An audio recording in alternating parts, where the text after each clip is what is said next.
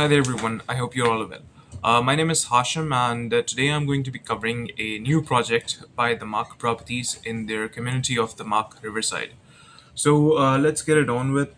The Damac Riverside has been around since a few months now, and there was initially a very good response to this particular community as they launched townhouses first, and now they're going to be launching apartments, one and two beds.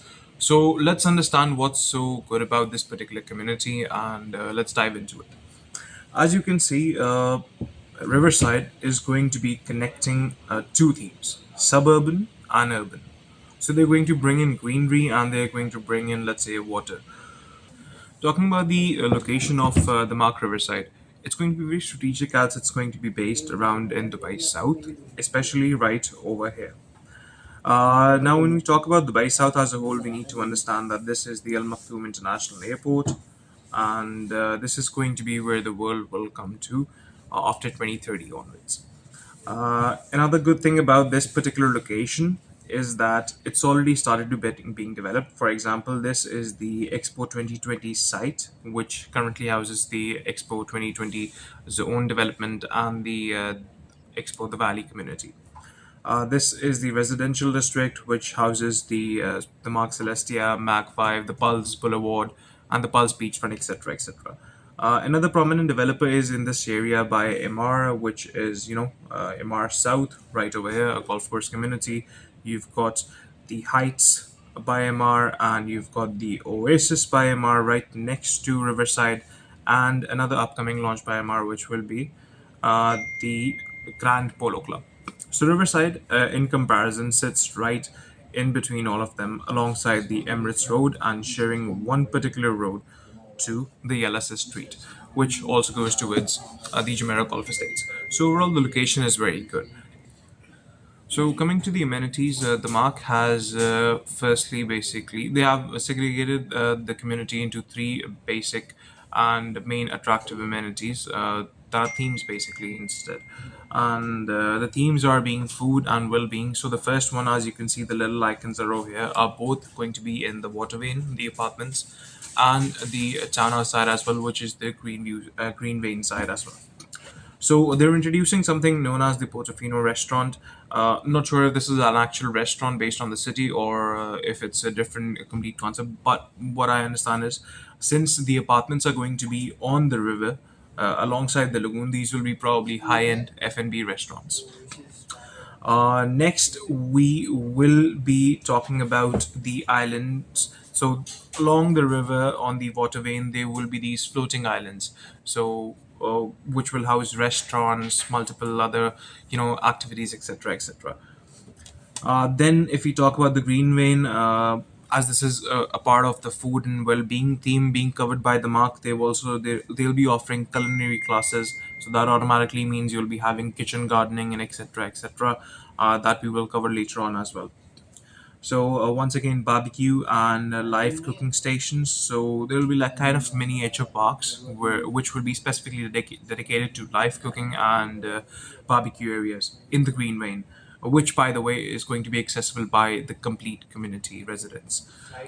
Then once again, yes, the hydroponic farms, which is basically communal gardening. What this is essentially is, there is this term used as kitchen gardening. That means you essentially grow your own herbs, you grow your own fruits, vegetables, etc., etc. So that's all going to be already set in place by the Mark. All you guys will need to do is basically just go there. Either if you want to plant something of your own, you're more than welcome to, or you can just simply pluck some fresh herbs and cook from them. So it's overall promoting a very healthy and active lifestyle over here in the community. Then we are going to talk about the second major theme that is going to be focusing the amenities, which is going to be health and activity. As you can see just over here, that slide. So apart from the communal building gyms, what the Mark is going to do is they're also going to introduce outdoor gyms, which is something that in evening times here in Dubai is very much liked. So as you can see, it'll be alongside the water. Fitness by the water will be the theme, and it will cover a range of exercises from anything that you can basically keep a fake of. And then you'll have these open chess platforms to play on. These kind of like floating podiums on the river, where you can go in the evening or in the morning to enjoy a game of chess with the other residents. Then again, calisthenics station, another type of exercise, another type of gym stations that are going to be available in the green vein side of the community. And we also have the wall climbing stations, which obviously kids enjoy a lot, and it's going to be very family friendly and healthy, active, promoting community. This particular riverside. Once again, Zen spas. Then you've got the essential oil lakes. It'll be probably like hot springs or jacuzzis spread throughout the green veins. That's the townhouse section basically. And if we talk about the third one, which is going to be social and culture. So once again, divided amongst both the veins. The water vein has its own amenities, and the green veins has its own amenities for both the residents to enjoy. But in the social ones, once again, you will have a floating opera center, so that can host events. Festivals, music nights, etc., etc., probably can be booked as well. Then you'll have the floating cinema on the main lagoon, which was in the green main side. You will also have, these peace rooms. That's a new concept, which essentially means in these private gardens, these miniature parks where you have your live barbecue cooking stations, or these uh, hydroponic gardens. The mark will have these kind of cabanas where you can go and just take your time off.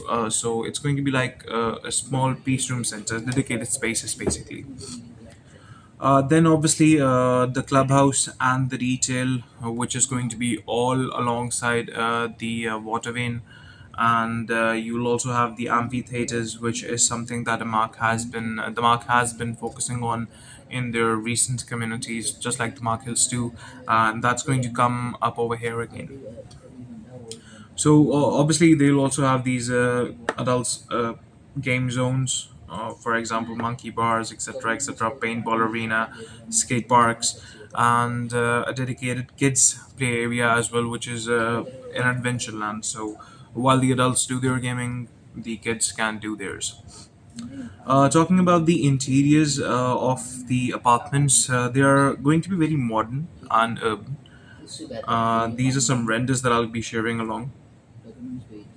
This is the dining room or the living room, as you may say. Because there are no studios in this particular development, it's only going to be either one beds or two beds.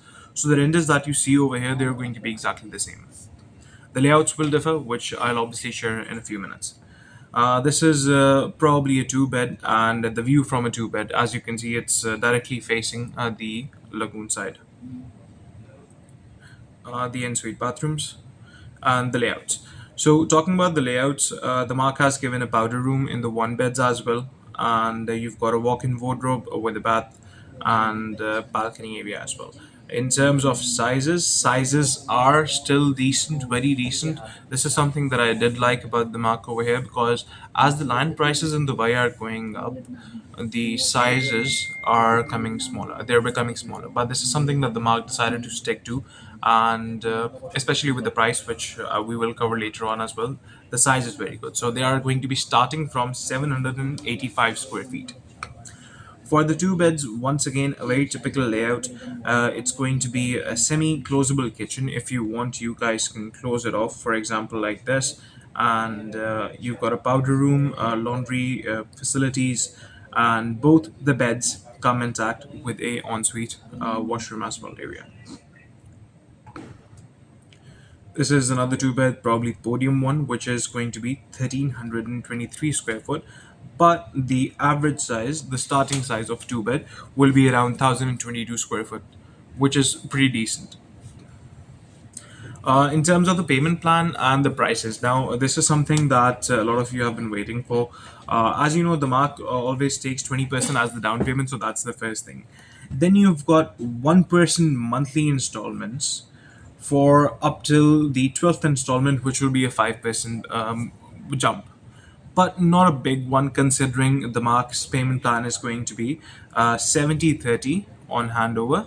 So the 1% kind of does go easy on your pocket, and it's not a very aggressive payment plan. It's a very doable payment plan for the end users and both the investors as well. So as you can see, 1%, 12th installment, you'll get a 5% jump, and so on and so on. In terms of the prices and the completion obviously will be in 3 years' time, and on completion, you will need to pay the remaining 30% of the 70/30. So that's 20% booking plus the DLD, which is 4%.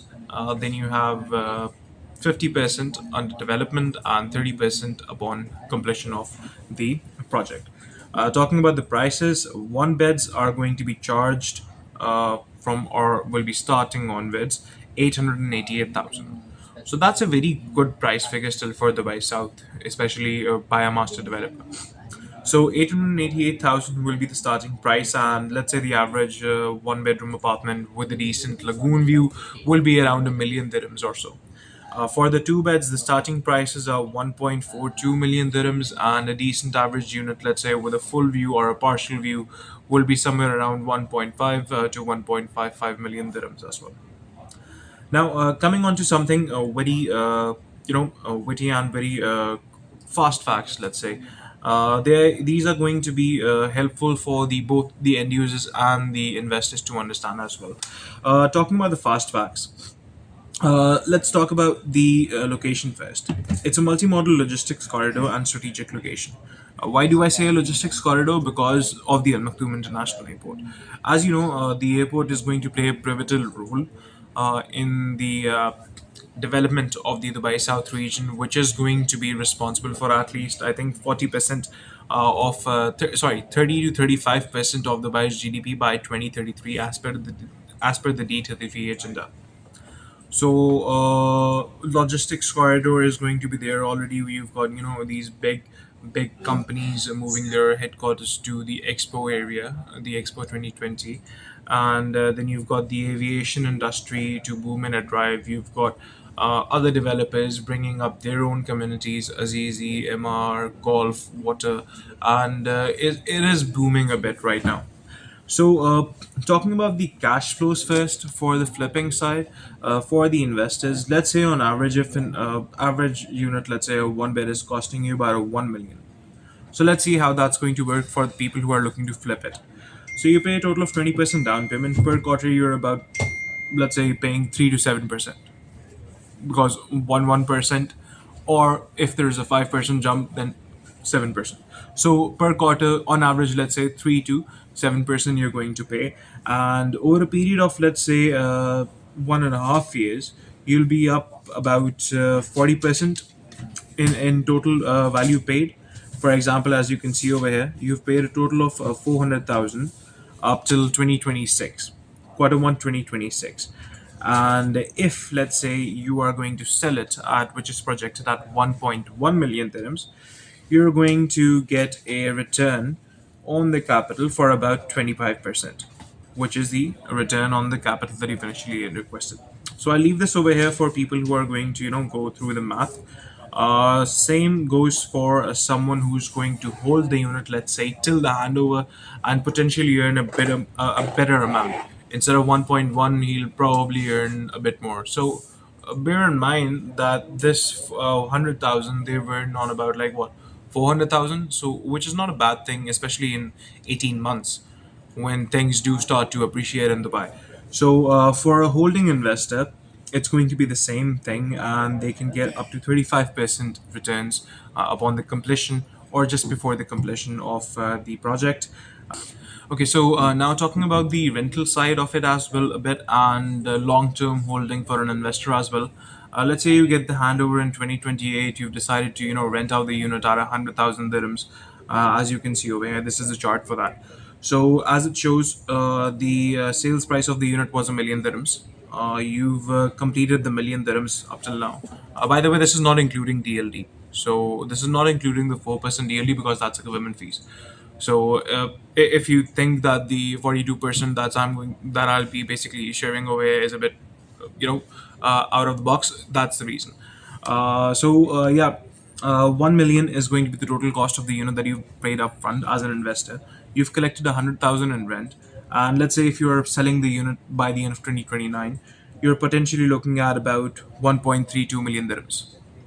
1.32 million dirhams, and on top of that you can add another, let's say, 99,000 or 100 grand of your rent. Then on your millions investment you're getting about 42% in return for 419,000. This is, by the way, quite doable amongst these projects, as they are something that end users, when they are being handed over, will flock to through mortgages as well. So the price is very reasonable to achieve by the time the building is handed over as well. So this was the Mark Riverside, as you can see over here. If you'd like to know more about this, and if you'd like, to have a unit of your own over here, please do reach us out at the numbers given below, and my team and I will be able to help you further. Thank you.